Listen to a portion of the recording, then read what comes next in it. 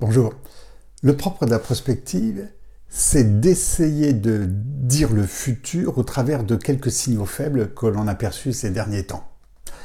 Cette fois-ci, c'est sur la prospective du monde, ce qui est en train de se passer. Pourquoi il y a une marmite aussi forte qui est en train de bouillir dans le monde, dans différents pays, Hong Kong, le Chili, la Bolivie, l'Équateur, et puis bien d'autres pays encore. En fait, j'ai comme l'impression que le monde est au travers de deux grands mouvements. Le premier grand mouvement, ce sont les espoirs déçus. Ça veut dire quoi ? Ça veut dire que nous sommes passés dans un monde où il y a de plus en plus d'étudiants. Être étudiant devient un ascenseur social, c'est sortir de la M. Quand on est étudiant, on a fait des études, on va gagner de l'argent. Or, il n'en est rien. On ne gagne pas plus d'argent parce qu'on a été étudiant. D'ailleurs, cette semaine, on est le 31 octobre, d'ailleurs, au jour d'Halloween, le 31 octobre, il y a une étude qui est sortie il y a quelques jours qui dit qu'en France, on poursuit des études de plus en plus longues et ceux qui rentrent sur le marché du travail aujourd'hui, ou il y a 2-3 ans, gagnent moins que 10 ans auparavant. Il y a une dévaluation des diplômes. Et ça se voit au niveau du monde entier, cette dévaluation du diplôme, et c'est ce premier espoir déçu. Le deuxième espoir déçu, il vient de la croissance. On nous dit, voilà, le monde dans lequel on est, plus il croît, plus il crée de richesses. C'est formidable, cette idée-là. C'est formidable. Sauf que ce n'est plus le cas.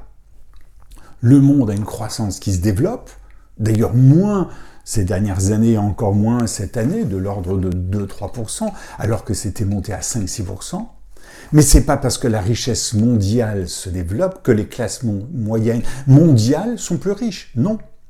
Il y a les plus riches qui deviennent encore plus riches. Les très grosses fortunes sont de plus en plus riches. Et le nombre de pauvres reste à peu près identique, c'est de l'ordre de 850 millions dans le monde. Et les classes moyennes, elles, deviennent exsangues.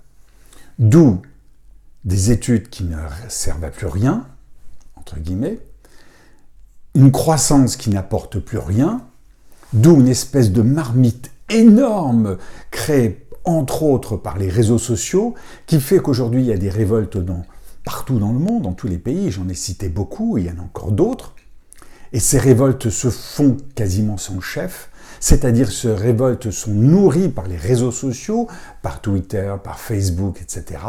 Et c'est aussi ce que l'on appelle de la solastalgie, c'est-à-dire de l'espoir déçu sur ce qu'on s'était fixé comme objectif. Le monde n'est plus du tout celui qu'on imaginait, un espoir déçu, un enfermement sur soi et une révolte par rapport au système. Voilà. C'est une manière de voir le monde, à mon avis. Les étudiants qui sont déçus, mais c'est social, c'est-à-dire que les parents sont déçus, les étudiants eux-mêmes.